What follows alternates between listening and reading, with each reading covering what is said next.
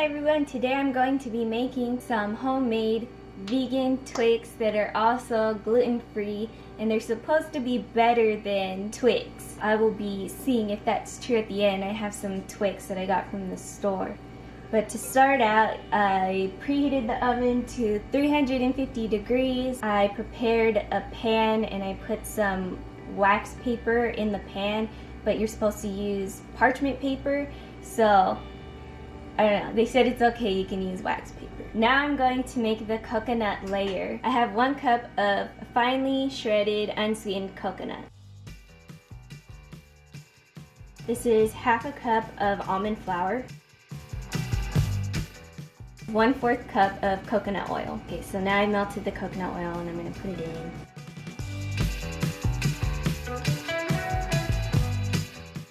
Two tablespoons of honey.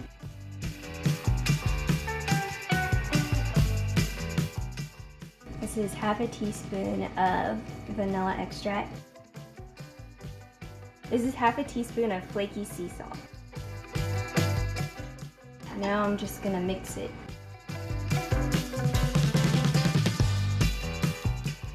It smells so good. It says use an 8x8 pan, but we're gonna improvise here and use this one. Put the wax paper in there. I'm going to put this in here and just spread it out. I don't know why I'm doing it like this.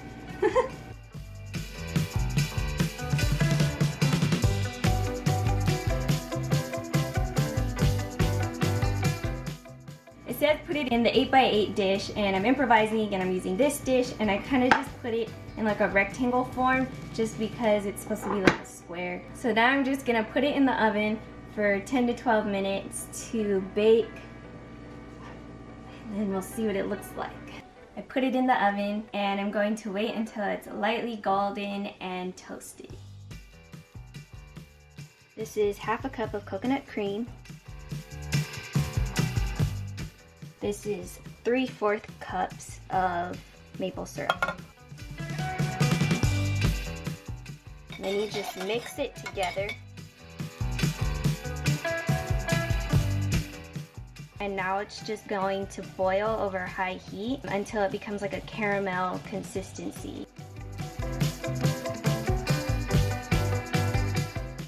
So now I've taken the mixture off of the stove so that it can kind of start cooling and stuff, and I'm going to put 2 tablespoons of almond butter in here. You can also use cashew butter. Now I'm going to put 1 teaspoon of vanilla extract in. And then I'm going to mix it. It smells so good. So now I'm going to let it cool slightly. I took the coconut layer out of the oven and I actually put it in the fridge because I didn't realize that it had to cool, and I had to wait for that so that I could put this stuff on it because they can't both be hot, otherwise this is gonna slide right off probably. So I gotta keep an eye on that now. And so whenever that cools, I'm gonna put this on top. I just took this out. I had to stick it in the freezer to make sure it cooled a little faster. And now I'm just going to put this mixture that I made in this pot on top of it.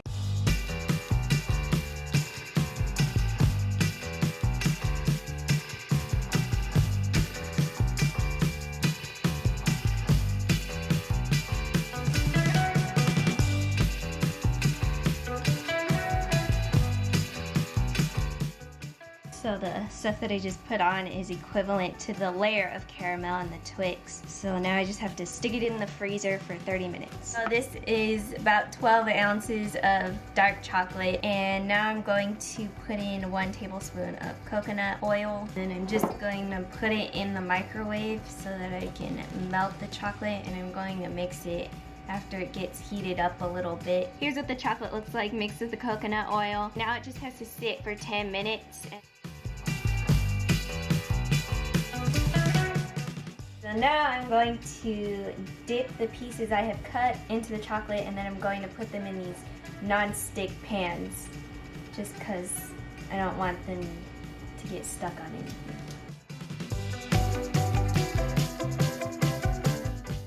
Oh my gosh, it's so hard. Oh my gosh. Oh my gosh, it's slipping.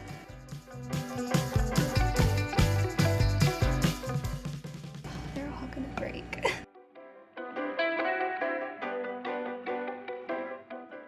This one's straight up broken.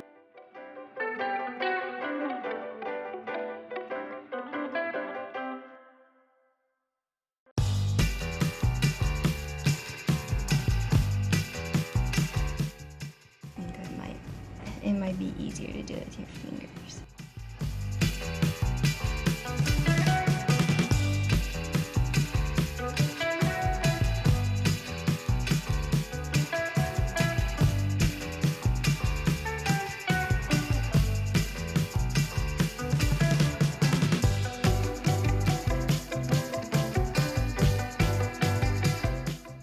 Okay, so that was like the most difficult thing I've ever done. First time I've ever done that. I think it might be easier to do it with your hands, but I don't know. Chocolate was still kind of pretty hot. I didn't want to dip my fingers in there. I put it in the freezer and it just has to cool for a while and they're ready to eat. I don't know, I think I might want to make them again just so I can like perfect it, because that was a little bit hard for me for some reason. I don't know why I couldn't like dip it and then why it was breaking, but I tried my best, and at least if they taste good, that's what counts. So I have chocolate left over, so I washed off some cherries and I'm just dipping them in the chocolate, and it tastes so freaking good!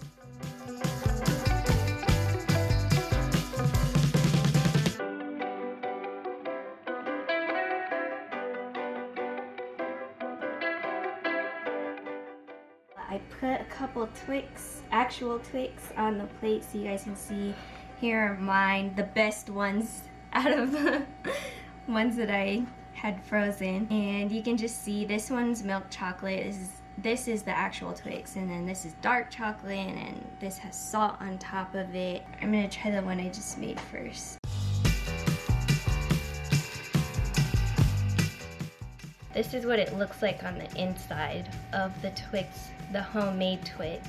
So it has that coconut layer on the inside, and then it has the kind of caramel that's in there, but it's not caramel, it's like almond butter, coconut cream, and maple syrup, and then some almond butter, and then some vanilla extract.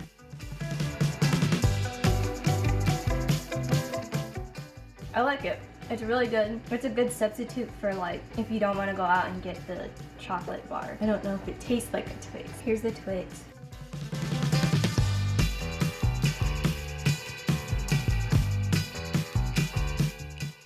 So it has like that cookie part on the inside and then the caramel. The outside's milk chocolate. I think this one is a little bit sweeter than this one.